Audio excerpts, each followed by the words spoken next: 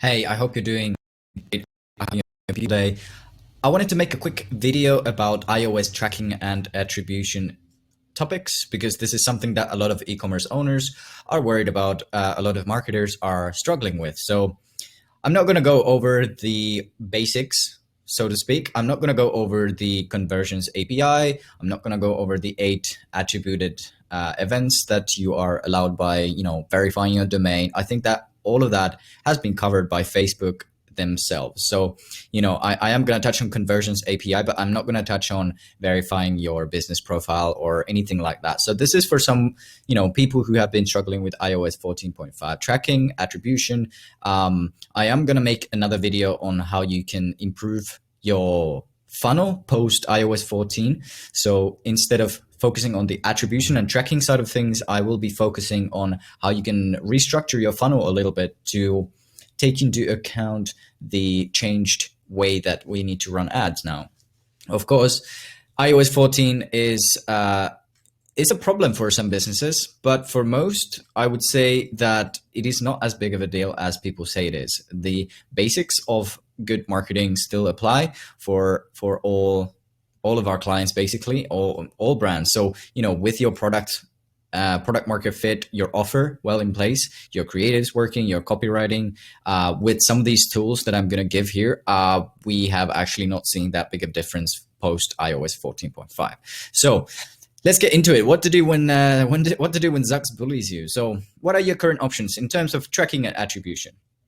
First of all, conversions API from Facebook. So, this is something that Facebook themselves recommend. So this is something that most people already know about.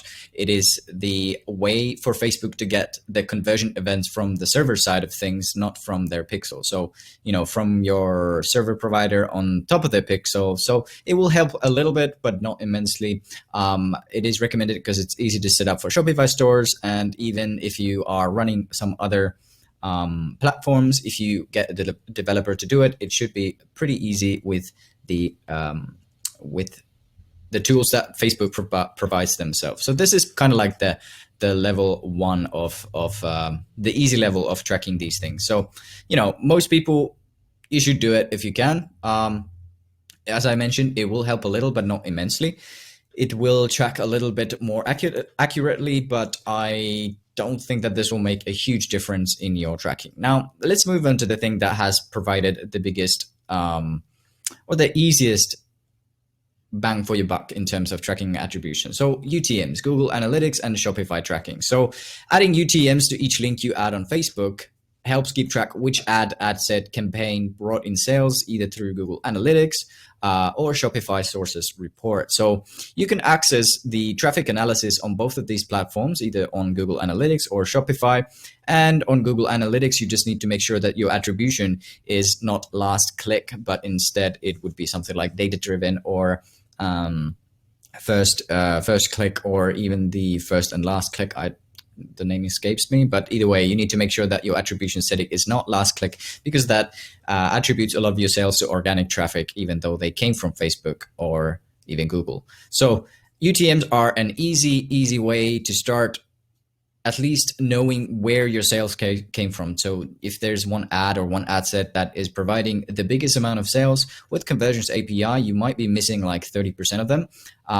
With normal Google Analytics tracking, or if your attribution is not correctly set up, you might lose, 20, 30% of the sales or the attribution there. But with the UTMs correctly set up for each ad that you run, at least with Shopify reporting and Google Analytics, when it's properly set up, you can capture a lot of those lost sales or the lost attribution there. This one, I would say in terms of difficulty, not very difficult at all. You just have to have your Google Analytics account ready, and possibly even have your Google Tag Manager ready and set up. Okay, so Next one, external tracking software such as Hyros, AnyTrack, Matomo, etc. So you've probably, if you have dealt with iOS 14 issues, you've probably heard of Hyros at least. They are running so many ads about these tracking issues. AnyTrack is basically their competitor. Matomo is an open source one. So basically what they're doing is kind of the same as above, but more accurate and automated, so you don't have to manually add UTMs to your ad. So AnyTrack basically is UTMs and conversions API combined for both Facebook and Google ads. And I think they have also other platforms. So it's kind of like a combination of everything that just makes everything easier. Now, Hyros actually adds email and offline conversions on top of your pixel data. So they will actually make an email. The thank you page will send the email back to Facebook as an offline conversion. So Hyros is it's a little bit privacy. I don't want to say privacy uncompliant, but they are kind of in the gray area, especially how things have been going to more and more privacy focused things in the future. So Hyros right now works great if you are in a space that is selling direct to consumer. So Hyros works great, but it's very expensive. AnyTrack just basically does this, but makes it super easy and very hands off for you. Works great. Matomo, I don't have any experience with, but AnyTrack I recommend if you got like $150 to spend each month. Not that bad. It tracks everything quite nicely in a nice platform. So yeah, external tracking software is good. It's like the level 3. I would say these two are something you do yourself. This is the basics. This is like the I would say the requirement maybe for nowadays. And then this is if you want to go a little bit more advanced.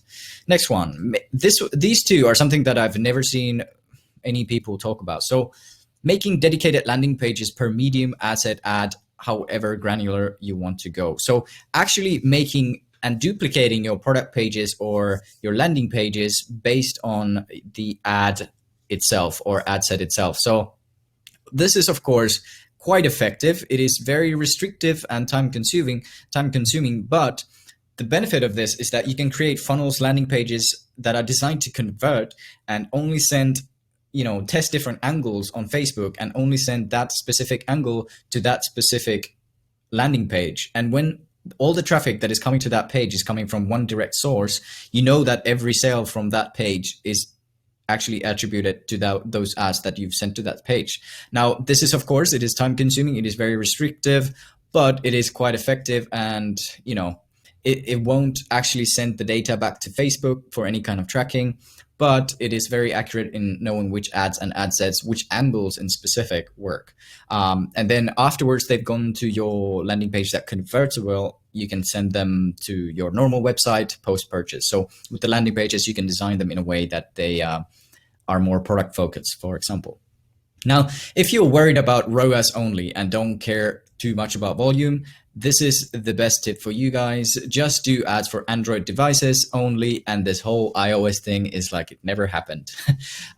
This is the most restrictive, of course, and will hurt your volume substantially, especially in the US and Canada, also Australia, probably UK as well. But in Europe, where Android phones are more common, this is actually quite a viable strategy. So only targeting Android user basically makes the whole iOS thing irrelevant, basically. But of course, you will lose a lot of volume on, especially in these Apple-centric countries. But yeah, those are the main options that I found to work with iOS. Now, is there a way that sends data back to Facebook and thus helps it to optimize lookalike audiences? No. Hyros does this through offline conversion. So it does do something for tracking, but you can also make email lists from buyers, add to carts, use in general, and send them to Facebook at custom audiences. But this won't help the original lookalikes and catalog sales on retargeting audience, unfortunately. So, what can you do? Focus on great ads, funnel that brings in people at a lower cost than before, and then retarget more heavy on warm traffic. So, back to video views campaigns and retargeting those viewers. If you have been advertising in 2013 and before that, this used to be a very big strategy, just running a very, very broad video views campaign, and then you'll find an audience that is at least somewhat interested, and then just running not retargeting ads, but re-engagement ads in a way where you tell stories when you showcase different things instead of telling people like, hey, purchase back or like come back and get 10% off. But yeah, that's a quick quick video about iOS 14 tracking and attribution. As I mentioned, I will do a more detailed video about what you actually should focus on in the future. But this, I want to keep it under 15 minutes. I hope this was helpful for you. And if you've got any questions, just comment down below or send me a DM or book a call through hillamedia.com. We would be glad to help you with these issues. And I hope you have a beautiful rest of your day, and I will talk to you later.